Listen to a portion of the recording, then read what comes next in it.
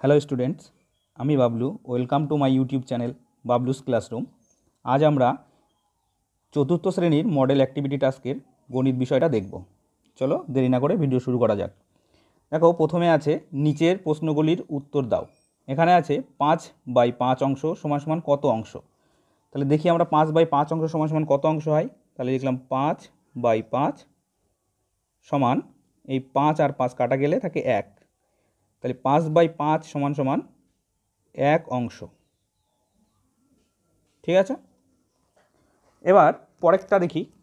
1/7 যোগ 5/7 সমান কত অংশ। এটাকে যোগ করতে বলা হয়েছে, চলো যোগ করি।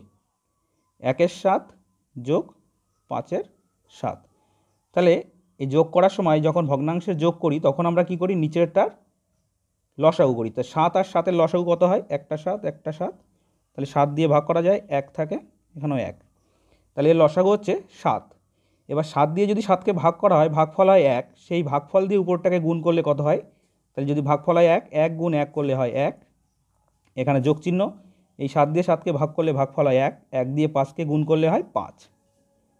তাহলে 5 আর 1 যোগ করলে হয় 6, নিচে 7। তাহলে 1/7 যোগ 5/7 সমান 6/7 অংশ হয়।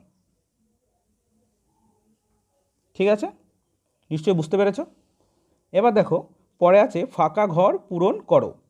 এখানে 1টা 2টো 3টে 4টে 5টা 6টা ঘর দেওয়া আছে। 6টা ঘরের মধ্যে একটা ঘরে দাগ দেওয়া আছে, বাকি 5টা ঘরে দাগ দেওয়া নেই। আমাকে বের করতে বলেছে, দেখো ছবিতে ফাঁকা অংশ হলো সমান কত অংশ। তাহলে আমরা দেখি, আমরা জানি যখন অংশ বের করতে হয় তখন পুরোটাকে আগে গুনে নেব। কটা ঘর আছে? 1টা 2টো 3টে 4টে 5টা 6টা। সেই 6টায় 6 লিখব নিচে, উপরে একটা দাগ দেব। যে কটা ঘরে দাগানো আছে বা দাগ দেওয়া আছে সে কটা ঘর আছে? 1টা। তাহলে উপরে লিখব 1। তাহলে টোটাল ঘর হলো আমার 6টা, দাগ দেওয়া আছে 1টা ঘরে। তাহলে ছবিতে ফাঁকা অংশ হলো কত? 1/6 অংশ। বুঝতে পেরেছ?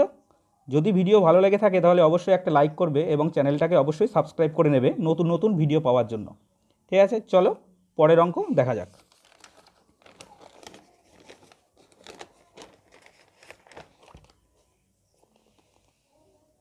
দেখো, পরের অঙ্ক বলেছে এ একটা চিহ্ন এবং এই আর একটা চিহ্ন, এটাকে বলা হচ্ছে লেস দ্যান, এটাকে বলা হচ্ছে গ্রেটার দ্যান চিহ্ন। তাহলে লেস দ্যান আর গ্রেটার দ্যান তোমরা নিশ্চয়ই জানো। যদি না জেনে থাকো তাহলে আমাকে অবশ্যই কমেন্ট করে জানাবে।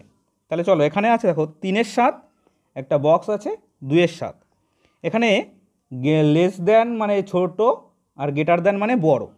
মানে এখানে দুটোর মধ্যে কোনটা বড় আমরা জানি। দেখুন, দুটোরই নিচে কত? 7 আছে, আর এটার নিচে উপরে 3 আছে, এটার উপরে 2 আছে। তাহলে নিশ্চয়ই 3 বড়। তাহলে এটা আমরা কি দেব? Greater than. বুঝতে পেরেছ? পরে দেখো একই রকম অঙ্ক আরেকটা। একটা আছে 1 মিটার, একটা ফাঁকা ঘর, পরে আছে 1 সেন্টিমিটার। তাহলে আমরা জানি মিটার বড়, সেন্টিমিটার ছোট। তাহলে এখানেও কি দেবো? 1 মিটারটাকে গ্রেটার দ্যানের ভিতরে রাখবো, আর 1 সেন্টিমিটারটা ভিতর বাইরে থাকছে। তাহলে 1 সেন্টিমিটার ছোট, 1 মিটারটা বড়। বুঝতে পেরেছো নিশ্চয়? এবার দেখো পরের অঙ্ক বলছে ফাঁকা ঘর পূরণ করো। এখানেও ফাঁকা ঘর পূরণ করতে বলেছে। এখানে দেওয়া আছে 6 মিটার 30 সেন্টিমিটার। এখানে দুটো বক্স দেওয়া আছে, বক্সের মাঝখানে একটা গুণ চিহ্ন দেওয়া আছে, বাইরে সেন্টিমিটার লেখা আছে। তাহলে এই মিটারটাকে আমরা আগে সেন্টিমিটার করে নেব। তাহলে মিটারকে সেন্টিমিটার করতে গেলে 100 দিয়ে গুণ করতে হয়। কত দিয়ে গুণ করতে হয়? 100 দিয়ে। তাহলে চলো আমরা আগে মিটারটা লিখলাম 6, একে গুণ করলাম 100 দিয়ে। দেখো পরে আবার একটা যোগ চিহ্ন দিয়ে একটা ফাঁকা বাক্স দেওয়া আছে এবং পাশে লেখা আছে সেন্টিমিটার। তাহলে এই 30 সেন্টিমিটারটা এখানে বসাবো। 6 গুণ 100 করলে কত হয় দেখে নিই আমরা। 6 গুণ বা 100 গুণ 6 সমান সমান 6 শূন্য 0, 6 শূন্য 0, 6 কে 6। তাহলে কত হচ্ছে? 600। আচ্ছা, বুঝতে পেরেছ? তাহলে এই 600টা এখানে পাতালাম 600 সেন্টিমিটার, আর এখানে সেন্টিমিটার ছিল 30, সেই 30 সেন্টিমিটারটা এখানে পাতিয়ে দিলাম। এবার এই 600 আর 30 যোগ করলে কত হয় দেখি। এখানে 600 আমাদের আগে পাতানো আছে, এই দেখো 600 পাতানো আছে, এর নিচে 30 পাতাবো।